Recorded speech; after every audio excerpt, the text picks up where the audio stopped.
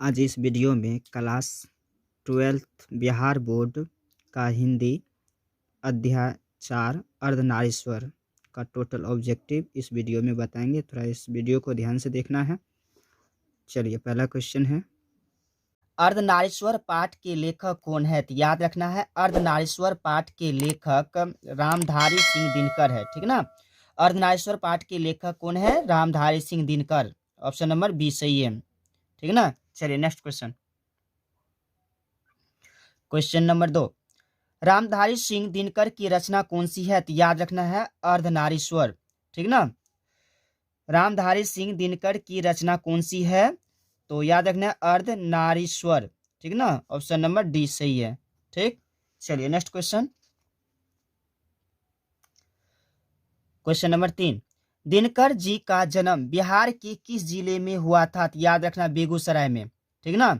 दिनकर जी का जन्म बिहार के बेगूसराय जिला में हुआ था। ऑप्शन नंबर बी सही है।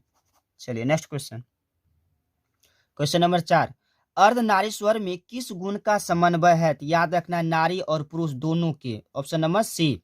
अर्धनारीश्वर में नारी और पुरुष दोनों के गुण का समन्वय है। ठीक ना। ऑप्शन नंबर सी सही है। चलिए next question. Question number 5, Dinkar ji की पहली काव्य पुस्तक कौन सी है? तो याद रखना है कि दिनकर जी की पहली काव्य पुस्तक प्राण भंग है। ठीक ना। दिनकर जी की पहली काव्य पुस्तक कौन है? तो प्राण भंग। ऑप्शन नंबर डी सही है। ठीक ना। चलिए next question. Question number 6, Dinkar ji की पहली कविता किस पत्रिका में प्रकाशित हुई थी? याद रखना है छात्र सहोदर। ठीक ना। Option number A. Dinkar ji की पहली कविता किस पत्रिका में प्रकाशित हुई? तो छात्र सहोदर। ठीक ना। ऑप्शन नंबर ए सही है। चलिए next question. Question number 7, Dinkar ji की पहली कविता कब प्रकाशित हुई? तो याद रखना है 1925 में। दिनकर जी की पहली कविता 1925 में प्रकाशित हुई थी। ऑप्शन नंबर बी सही है। चलिए next question. Question number 8, Dinkar ji के अनुसार यदि पति विचार है तो पत्नी क्या है? ठीक ना। तो दिनकर जी के अनुसार यदि पति विचार है तो पत्नी भावना है। Option number C. याद रखना है, दिनकर जी के अनुसार यदि पति विचार है तो पत्नी भावना है। ऑप्शन नंबर सी सही है। ठीक ना। चलिए next question. Question number 9, Buddha और महावीर ने नारियों को कौन सा अधिकार दिया था? तो याद रखना बुद्ध और महावीर ने नारियों को भिक्षुणी होने का वरदान दिया था। ठीक ना। याद रखना है अधिकार दिया था। चलिए नेक्स्ट क्वेश्चन। क्वेश्चन नंबर 10, पुरुष जब नारी के गुण लेता है तब वह देवता बन जाता है, किंतु नारी जब नर के गुण सीखती है तब वह राक्षसी हो जाती है।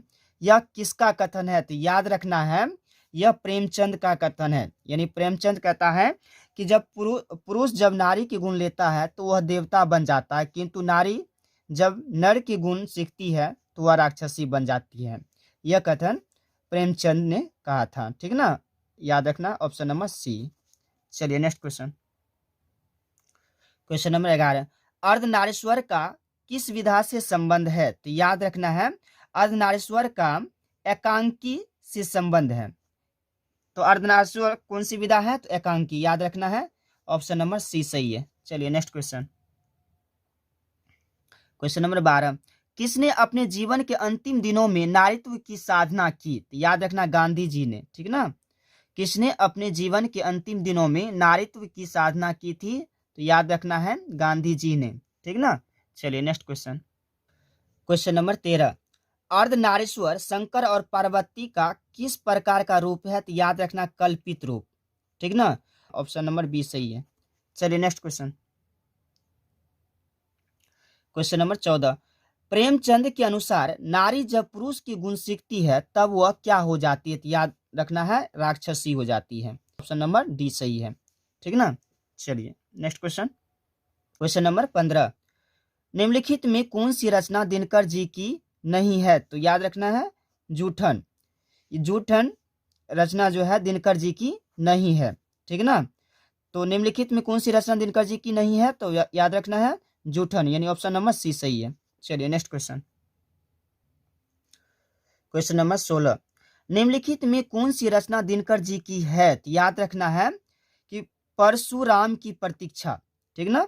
निम्नलिखित में कौन सी रचना दिनकर जी की है? तो याद रखेंगे परशुराम की प्रतीक्षा, ऑप्शन नंबर बी सही है।